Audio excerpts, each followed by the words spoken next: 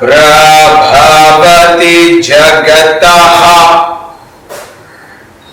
अनेकधा अनुग्रहाय प्रक्षीण क्लेशराशि विषम विषधरः अनेकवक्त्र सुभोगी सर्वज्ञान प्रसूतिः भोजग परिकरः प्रीतये यस्य नित्यं देवो हीशः सभोव्यात् सित विमलतनुः योगदो योगयुक्तः योगेन चित्तस्य पदेन वाचां मलं शरीरस्य च वैद्यकेन योपाकरोत्तं प्रवरं मुनीनां पतञ्जलिं प्राञ्जलिरानतोऽस्मि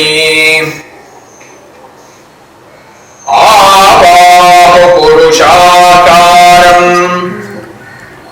शङ्खचक्रासिधारिणम्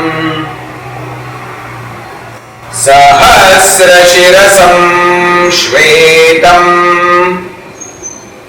प्रणमामि पतञ्जलिम्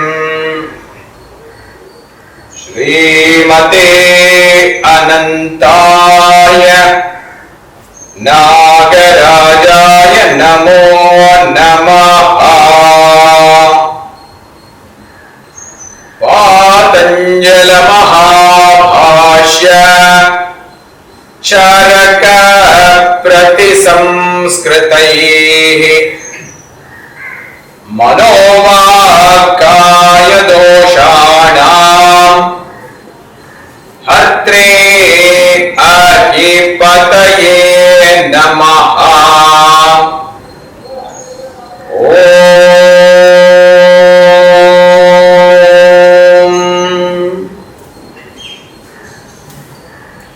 So good morning friends. Last time when we were discussing the sutras, we discussed the sutra Vishokava Jyotishmati. This is a sutra that is asking us to connect with what is deep inside our heart and link with that light, the source of light that is already within our heart, so that we can somehow bring our mind to a state of stability. If just to recall, if you remember what we have been discussing so far is in the first chapter of the sutras, we are discussing some kind of solutions that Patanjali is offering, some methods that Patanjali is offering, so that we can bring our mind to a state of quietness.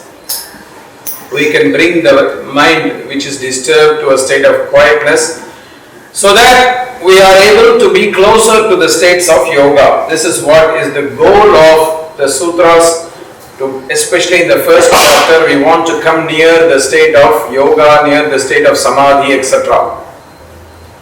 So, one way that was offered last time was that we are connecting with that light, that source of light which is in our heart, that source where there is not so much of suffering, vishoka, so that we find some kind of stability. But sometimes when we are in a state where we are disturbed, and this is very usual when we are disturbed, sometimes we feel very disconnected from ourselves. We are not really able to connect with what is going on inside. So, what do we do in such cases where we are not able to connect with what is inside, especially light that is inside? Because when we get agitated, somehow the negative forces can take over and we can be overpowered by mostly suffering and dukkham, and the capacity to see light, the capacity to link with the source of light that is within us may not be so easy. So in such cases, what should we do? In such cases, what should we do? This is the question that is basically asked and this is answered by Patanjali, where he says, vitaraaga vishayam va chittam. The mind, link it with what is known as the vitaraaga vishayam. It's a very interesting concept. The word vitaraaga comes from the derivation vigataha ragaha vitaragaha. It means link with somebody for whom there is the concept of detachment. That means consider taking advice or consider focusing on somebody who is like a well-wisher for you, who is a person who is detached. This could be a person who is alive, like your teacher, like a family friend, like a counselor or an advisor, etc. And going and asking them for some advice, talking about it or seeking their counsel, listening to them, etc. can also be helpful, because hopefully such people, especially at that moment, maybe are better able to relate with light and happiness or comfort than we are at that moment where we are suffering. It's not that the person we are searching must be perfect and they must always be happy, they must always be in light. This is not existing in today's times. I am very sure even the most enlightened people, they are also having moments where they are also suffering, where they are also unable to connect with the light. But these are usually for such people small, shorter terms, and usually they have methods and resources to come out of it much more easily than perhaps we are able to come out of. And so that is why they are a bit more advanced or superior to most of us. So that's why Acharya Krishnamacharya says this vitaraaga vishaya often indicates what is called as mahanubhava. Mahanubhava means people who have had great experiences. There's a double meaning of this word. That means somebody who has had a lot of life experiences or a lot of life experience with dealing with suffering, etc. They would have somehow learned from such experiences how to deal with such experiences, etc. How to come out of such experiences, etc. And therefore be able to provide us some advice and say, okay, try this method or do this or just be patient, things will work out. Something which they will say will immediately put our mind at ease, because they have the experience to deal with all of these kind of situations. I often feel or be in a situation where so many people come, and including myself, we all are, when we have some kind of like the first experience, but we see, for example, the thing that comes to my mind is when I saw the birth of my daughter, when she came out and she was crying and she was covered with some blood and all that. It was so disturbing for me, and I was saying to these people, the nurse and the doctor, be careful, be gentle and this and that, because we are a bit agitated to see this, and this is the first time. It was my first child, and it was the first time I was in a delivery room in my life. But the doctor and the nurse, especially the gynecologist who delivered this, my daughter, was also the same gynecologist who delivered me from my mother. So, which means she is a much elder lady, and I think at that time she was already in her 70s. She has seen thousands of babies born. She was so casual. Hey, relax, nothing's wrong, don't worry. The thing is, I had a lot of trust in her because she is our family doctor. Immediately I calmed down, because when you see some child with so much blood, you think, oh my God, what happened? Is it normal? It kind of freaks you out. So you get disturbed. Whereas the person with great experience, she just says, don't worry, this is usual, we will clean up, don't worry. And within a few moments, this was it. They used some water and some little antiseptic and things like that. They wiped her clean and then they wrapped her in a very nice, beautiful cotton towel. And then immediately the whole situation is different. But that's what happens when we sometimes are not used to certain kind of experiences which can be disturbing. Consulting some advisors who have great experience, Mahanubhava means greatly experienced, can immediately put our mind to ease because they know the methods, they know the way in which things can happen, the way things can be dealt with. Especially those, when we say those who have great experience, it is not people who are always suffering and who don't learn from the suffering. Mahanubhava is people who have had experiences of difficulty and who have learned to overcome that. That is why they are called the greatly experienced people, because they have transformed themselves, they have moved into another space and they are a little bit more in a lighter space than the rest of us. So that is what Patanjali is recommending here. Please consult somebody who has greater experience than us. What kind of qualities or attributes such a person must have? Because in today's times, there is a combination of factors that are helping us not have advice or not seek counsel of other people. First of all, in the modern era, we are somehow brainwashed that everything we have to solve ourselves. We are in an independent society. We can do what we want, we are free to do what we want, and so we don't need anybody's advices. When we are brainwashed about this kind of idea from a very young age, this is what we grow up with, then it's very difficult for us to actually seek help from other people or seek advice from other people. That's one possible challenge that we have today, that we have to consult. But there's another possibility which we have to consider, which is a challenge for us, which is that many great people are disappearing. There are very fewer and fewer Mahanubhavas, people with great experience.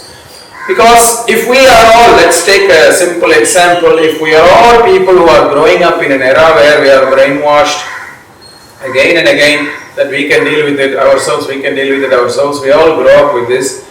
The whole society, the majority of persons are such people. It's only a very minor section of the people who maybe are still remaining, who are a little bit different.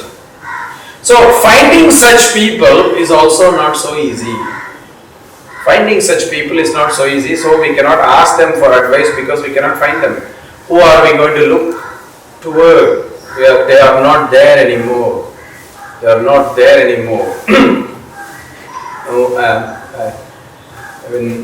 When you ask many of the great masters in many of the traditions, whether it's in the yoga tradition or in the Buddhist traditions or in the traditions of other philosophies that come from traditional sciences, and you ask where are the grand masters, they're all dead. They are in photographs, in books, they are in museums, they are in publications, but they are not there so much anymore in real life. We are living in what is called a rock star culture. We want to imitate the rock stars. They are not the vitaraaga, they are vitaraaga. Really like rock stars. So they are not even vita, because vita means like to be detached. These fellows are very much attached.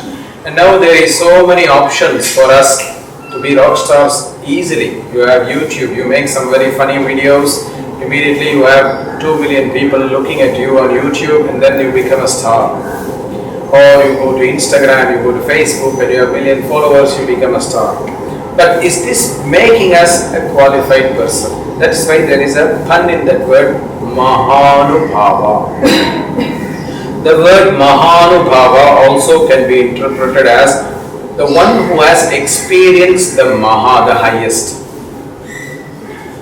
Through difficulties, when we are working with people, when we are challenging ourselves and we are transforming us into a place and moving into a place where it is more and more lighter, it's possible that we experience the highest principle. Call it the Purusha. According to Sankhya and Yoga, this is the Purusha. In Yoga and Vedanta, you can call it as Ishvara, the divine. This is what is the Maha principle, the Maha Tattva. So, a person who is a vitaraaga is a person who has experienced the higher principles, the higher values of life, the higher experiences of life, not the lower experiences of life. Lower experiences in the material plane. Higher experiences is somebody who is in a spiritual domain, who has transcended the material plane into the metaphysical plane. So search for such people and connect with them, talk to them, or even be in their presence. It's very beautiful because Patanjali himself in the second chapter says, ahimsa pratisthayam tatsannidho vairatyagaha. When you are in presence of such great people who have had this great experience and who have found the peace in themselves, so they don't need to harm anybody else. Even just being in their presence, the agitation in you leaves you. In the presence of a great person, you may be agitated before you meet them, but suddenly it disappears. This is if you are a normal person. Like for example, let's say you are agitated about traffic jam. You are going to meet the Dalai Lama. He comes to Chennai. Let us say he wants to visit you in Chennai. You are all staying here, and you want to see him at the conference where he is going to talk. Is at 7 o'clock in the evening in this very big auditorium. Now, so you start in the car, and in Chennai 5:30 to like 9 o'clock is the most heavy traffic time. You get so agitated because you are trying to navigate the traffic, because you want to be on time, you want to see this great person. You get so agitated, you get so agitated. The moment you reach there and you start hearing him talk, and he is very calmly talking, if you are a normal person, all this agitation just will disappear. It will not be there. That's why vitaraaga vishayam vachittam. Sometimes it also means just be in the presence of such people. Just be in the presence of such people who are known as vitaraagas. You don't even have to talk. Sometimes just their energy will pervade through the environment where they are, and everybody will become very quiet. When you observe many paintings and pictures of great yogis in the past, like you look at the pictures of Vishwamitra or Vasishtha, etc. in the hermitage, you will see that they will be painted in a wonderful hermitage where there is animals, all kinds of animals. There will be lions, there will be cows, there will be wolves, there will be snakes, there will be birds, some of which are natural enemies to each other. When they normally see each other, they will kill and fight with each other. But in the hermitage, they are very quiet. Why? Because the energy of these people is pervading everywhere. It makes even these animals very quiet. The same for us. When we are in the presence of such amazing people who have great experience and who are realized the spiritual level, who are functioning from that plane, every distraction just disappears, every agitation just disappears. This is one of the messages that Patanjali is giving. Who are such people? This is the bigger question. Where do we find such people, etc.? There are many ways of understanding this. A vitaraaga is somebody who has vairagyam, who has detachment. That means these persons are not people who are very attached. And again, this is also very tricky because detachment does not mean that you are not owning objects. Because remember, even a yogi, a saint, they need their yoga danda, the stick. They need some costume, they have to wear some clothes. They usually carry like a little deer skin as their mat, and they have a little thing of water that is called the kamandalu, etc. That is what they are traveling with. These are all their possessions. So what is the meaning of somebody who is detached? It means he has no possessions? No, that's not true. There is a slight interpretation we have to understand. That detachment does not mean we do not own objects. It actually means that we are not owned by the objects. We are not owned by the objects. Nowadays, that is what happens. We are creating our own identity with objects. I am an iPhone user, I am an Android user, I am a driver of this car, I am a driver of that car, I wear this brand, I wear that brand. We kind of, the objects take over. It owns us, not anymore the reverse. We don't own the objects anymore. But a vitaraaga is a person who is in such a state where he is not really controlled by objects. He is transcended the object, which means he will use them for what their value is, but nothing more. But then there is also a very, very important attribute of a vitaraaga. When a person is a vitaraaga, well-wisher for us, that person must not have any other wish except to wish us well. Means that person must not have any vested interest. You do this, what I tell you, and then you have to do this for me. Or the person must not have a desire to control the person who is asking for advice. The person's only wish must be to wish that person well. And that's where in the Bhagavad Gita, somehow these words are used once again and again in such kind of text. They were saying, a real person who is a vitaraaga is lacking three attributes that normal people have. Raga, bhaya, krodha. Raga means desire. The person is not controlled by senses. No, the person is not having sensual, he is not functioning in the sensual plane. Which includes dvesha, because raga and dvesha are like two sides of the coin. When you have attachment, you also have aversion. You are attached to something excessively, you are averse to something else. Like if I was supporting one cricket team, I am averse to the other cricket team winning. So it's like raga and dvesha are two sides of the coin. So the person must not be controlled or attached to sensual objects. A person must be a little bit elevated from that. The other very important thing is bhayam. The person must not have fear. Fear is one of the things that makes us blind and gives us a lot of disturbance and agitation. When we make decisions based on fear, then we will not really make the right decisions. This is very rare today, because most of our decisions are based on fear.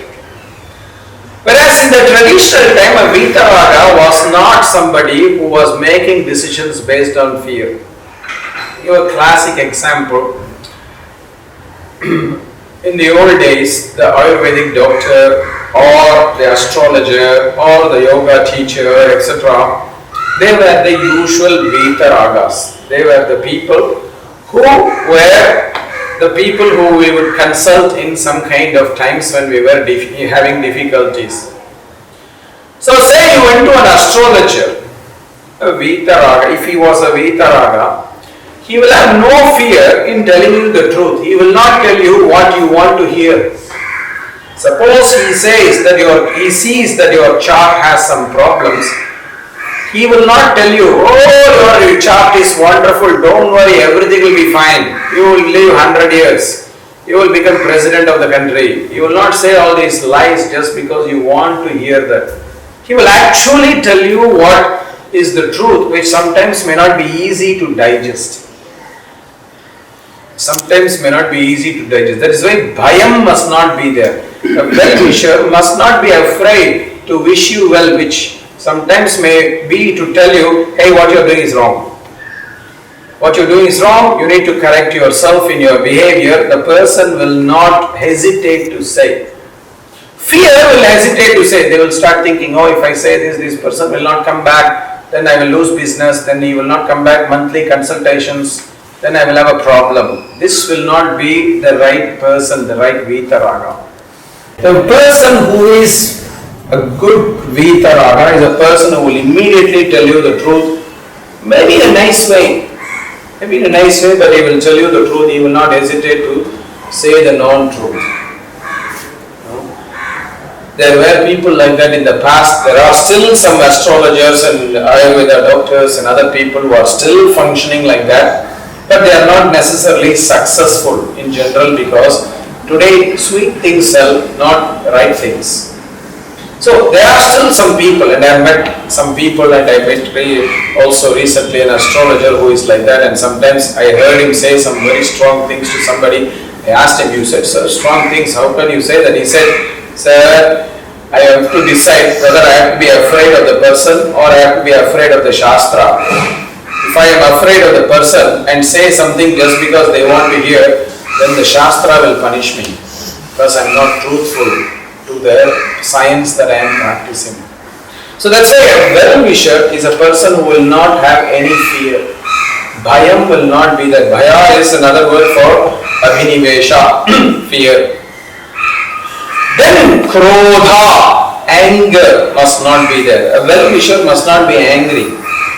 And usually it's very possible that we are getting angry, or we are making our well-wishers angry, because we go to our well-wisher, especially when we are in trouble. We don't remember them when they are well, when we are well. Sometimes when I go to my doctor, I only go to my doctor only when I am not well. I don't go to my doctor when I am healthy. So the doctor, when I go when I am not well, must not get angry that I am unwell because I made some mistakes. At the moment of giving advice, at the moment of advising somebody, if we are advising from a place of anger, it will not be the right advice, because anger also blinds us. When you get angry, you do things that is not necessarily something that you would do when you are not in a state of anger. So that's why a vitaraaga is such a person who has no raga dvesha, who has no bhaya, who has no krodha. Now when you cover these three or these four, you will see that all other things are also included. All other things are also included. And this is very, very important. My father also used to add one more attribute. A vitaraaga must be somebody who is not egoistic. Somebody wants to help you, they must not make it their ego to help you. I will protect you, I will save you, blah blah blah. Sometimes the ego takes over. That also is something that the person must avoid. So that is what you have to look for. So that is what Patanjali says. Sometimes we have to look for such kind of people who can be our advisors and well-wishers, and go either talk to them or go and counsel them, etc. or just be in their presence. This is one dimension of this sutra. The other dimension of this sutra, vitaraaga vishayam va chittam. Another way to interpret this sutra is, place your mind in such people. Place your mind in such people. What does that mean? Place your mind in such people. It's very simple to understand this. It's very possible that sometimes we are in difficulty when we are not necessarily near our well-wisher. And today, or rather in the old days of Patanjali, there was not the cell phone or WhatsApp to call the well-wisher all the time saying, what do you think, what do you think, what do you think I should do? And even now, today, even with all the cell phone and things like that, it's not easy to always be reachable, because you may be in an area where the signal is not there, or the person may be in a meeting, or things like that. So what does it mean, place the mind in such people? It very simply means meditate on them. Meditate on such people. My father always used to say, because my grandfather died in 1989 and my father taught way until 2012, which was many years after my grandfather died. And he would say that very often when he had some difficulties, he would want to consult his father. He would meditate. What would my teacher do in such a situation? I know what I am doing now in this situation, that's why I am agitated. What would my teacher do in such a situation? Reflect. This is what is the meaning of place your mind in such people. Imagine how such a person would respond. Now, this need not be your own teacher. It could be somebody who you are inspired by. There are so many great teachers in our tradition, in every tradition in the world. When you look at the Vedic culture, we have all the great acharyas, starting all the way from Vyasa, considered to be the Purvacharya, the first teacher, and the whole list of teachers are coming down. From that there are thousands of teachers who were all vitaraagas at one time. Now we could meditate, what would such a person do? What would such a person do? In other cultures, you have in the Christian culture, you have all the great saints. You have in the Islamic culture also, you have all the great Sufi masters and teachers, Islamic masters. In the Buddhist, there are all these bodhisattvas. There are so many people who were vitaraagas in the past. If we know about them, if we are inspired by them, we could very simply meditate on them, either on them so that we can get calmness, or we could meditate, how would such a person respond? How would such a person respond? This is another question we can ask ourselves. And that is what Patanjali is implying here by vitaraaga vishayam va chittam, because the word vishayam literally means like an object or a focus. Now, a person, if they are alive, they are not vishaya only. The person is dead. If a person is alive, you can actually talk to them, interact with them. But when a person is dead, they are no more there for you to go to and engage with them in a conversation. Some people are able to do it, but many are not. In such kind of situations, we need to meditate on them, place our mind at what they will do. And this need not only be great saints from different traditions. It could be somebody you knew in your lifetime. Maybe it was your grandfather, maybe it was your uncle, maybe it was your auntie, maybe it was your neighbor. But that person you knew as a well-wisher, as a good person, who would help you, who would advise you, such a person is enough for us to reflect about, to meditate upon. That is the great sutra, vitaraaga vishayam va chittam. That is what it's trying to tell us. That in some moments where the mental stability is disturbed, we need to take approaches which will help us to bring a calm mind. It's a very, very, very important and unique sutra, because in some ways it's one of the sutras where Patanjali is saying, well, sometimes an external reference can also help us. In the previous sutras, if you look, most of it are internal references. You start with Maitri, Karuna, Mudita, Upeksha. They are all our attitudes, something which is inside us. Then you take Prachardana Vidaranabhyam va Pranasya. It is your own breathing. Observe your breathing. Vishayavati va Pravrittirutpanna Manasaha Sthiti Nibandhini. Meditate on how your senses are functioning, also internal. Vishayakava Jyotishmati. Meditate on the light in your heart, also internal. So all of the previous sutras have always been saying, well, there are always internal references that can guide you. It's one of the first sutras where Patanjali is saying an external reference can also help. It's a very significant thing in the Vedic tradition, because in Patanjali school, Patanjali already clarifies in the first chapter in the beginning, there are three ways of pramana: pratyaksha, anumana, agama. Agama means a reference, an external reference. Also an external reference. It can also be an internal reference, but also includes an external reference. And that is what Patanjali is implying here. Sometimes an external reference is very helpful to calm our mind. But that external reference must be a person who has certain attributes. It cannot be anybody. That is the problem we have today. Today we are wanting advice from anybody and everybody. Opinions, not advice, even opinions. There are even apps that you have where you can buy a t-shirt or a hat and post a picture, a selfie, and ask people what they think before you buy. This is, sometimes you don't even know these people. And then you do it anyway and then get agitated. That's not what Patanjali is implying. Patanjali is implying, search for a qualified person who has certain great experiences, who has experienced something which is beyond the material dimensions, who is somebody who is spiritual. I use the word spiritual because it is not necessarily only religious. It's metaphysical, somebody who has transcended the material plane, who is not grasped by objects. Somebody who has no aversion or desire, somebody who has no fear, somebody who has no anger or resentment, etc. Somebody who has no self-interest in advising you.